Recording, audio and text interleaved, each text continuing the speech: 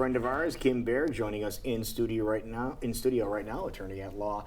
And we're going to be talking about something. If you turn the TV on for any length of time whatsoever, chances are you've seen these commercials and maybe you thought to yourself, do people really make claims on things like this? We're talking about claims against drug companies. Yes, yes. And people do make claims against drug companies. And believe it or not, in a lot of these claims, there's a lot of money at stake, depending on what your injury is.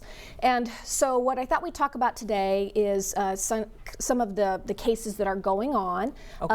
And they should sound familiar because you've probably seen some commercials, just like what Lou was saying.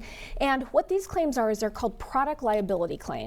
And basically, to make a claim, you have to show, number one, that you took the drug, or if it has to do with a device, that you use the device, maybe you've got the type of hip or some type of filter, whatever the case may be, you had to use the product.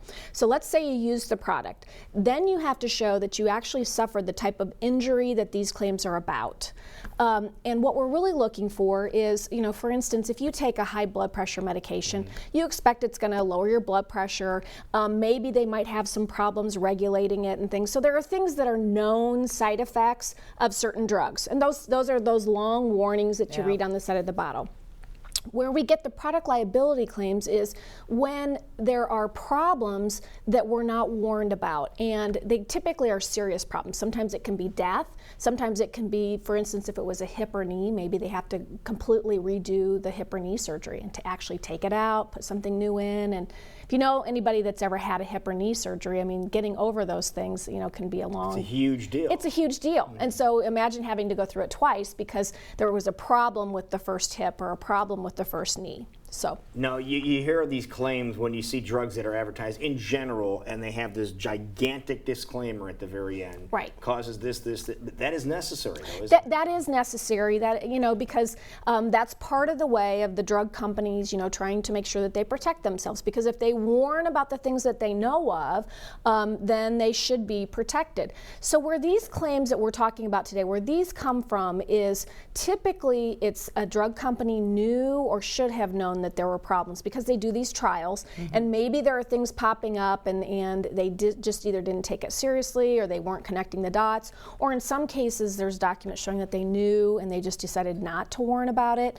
And when we actually end up having these lawsuits, typically the FDA is involved by that point, and the FDA is getting reports from doctors around the country saying, hey, I put Lou on this medication and now he's developed this, and I just got through reading the other doctors are having the same problem, so I want to make a report to the FDA to tell them there might be a link here. Okay. Is there a place to check if you're having a medical issue to see if this is on a broader scale? Yes, absolutely. I mean, you certainly can get on Google and just type in your medication, and so typically that will bring up, if there are lawsuits, sometimes there's class actions, but if there's lawsuits or there's been an FDA, when you see FDA black box, a black box warning is exactly what you might think it is. It is wah, wah, wah, attention, Right. We want to make sure that you saw it. And so a black box warning is always something that you need to pay attention to. Okay. So I always wonder when you watch those commercials, like, is that a scam?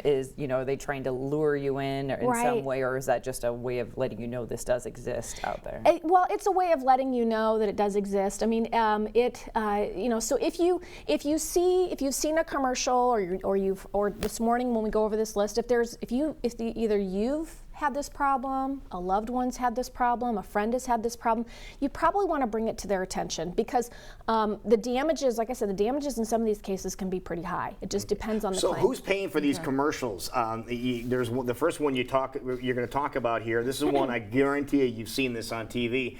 Who is paying for that commercial specifically? Is it the drug company or is it someone else? So the commercials that I think we're talking about is for the mesothelioma. Try saying that 3 times fast. Yes. So the mesothelioma is something that you can develop if you've had exposure to asbestos, and it's a horrible, horrible lung disease. It's very painful. A lot of people say it's much worse than lung cancer. And so if you know of someone that was diagnosed with that, or perhaps they died and they thought they had lung cancer or emphysema or whatever, and then there was an autopsy, and the autopsy showed that they had it, those claims are worth a lot of money. And so is it the lawyers So it's the lawyers that are advertising because, obviously big dollar claims not only attract lawyers, but they want to make sure that people are aware and can make a claim.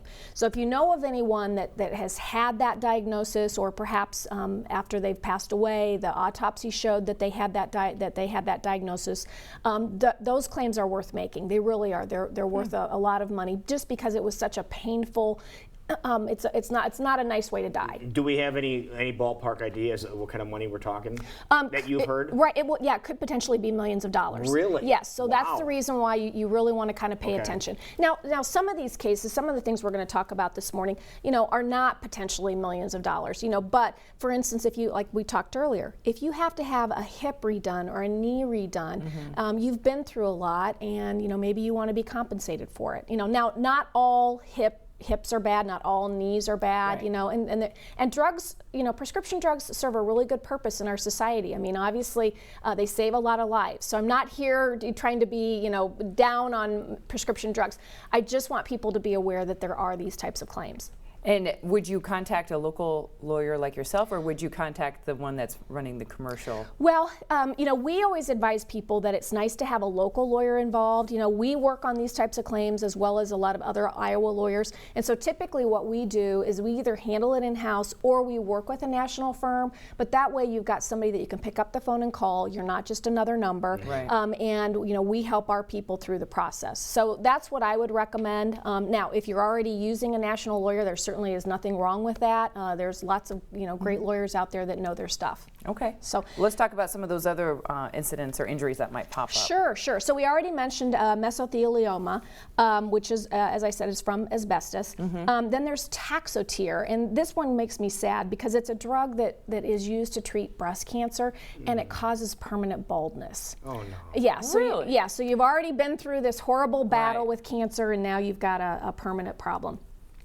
You've probably also seen commercials with regard to the Johnson & Johnson baby powder, and there has been a strong link between the use of the baby powder and ovarian cancer. So if you know of a woman out there that's been diagnosed with ovarian cancer, you might want to be asking the question. Did she use the talc? Exactly. Then we have Xarelto and Eliquis. I mean, those are blood thinners, and the problem with those is that they can cause excess bleeding.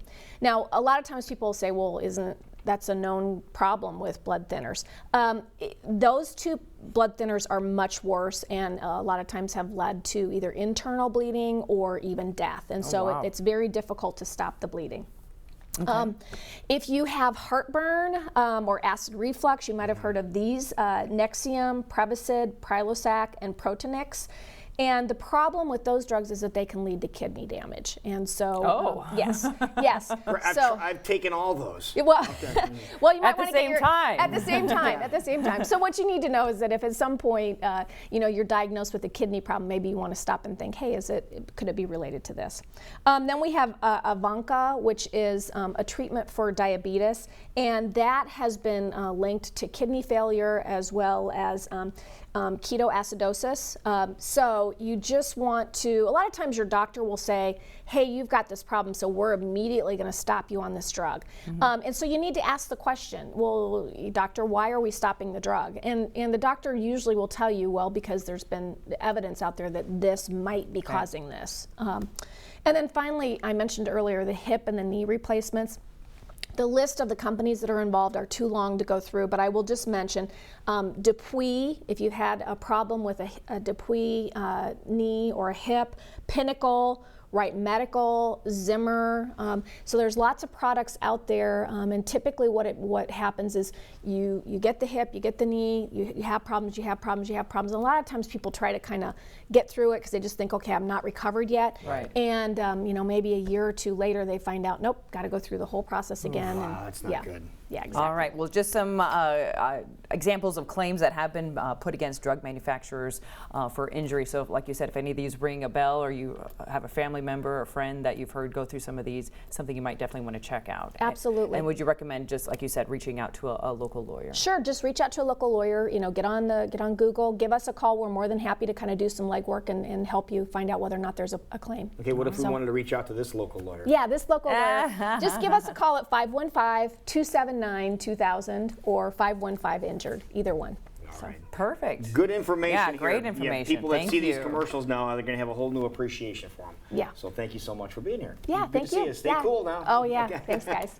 It is 7:40, and we will be right back. And when we come back, Madison Ray is going to be here, let you know all the great music that is happening around town next on CW Iowa Live.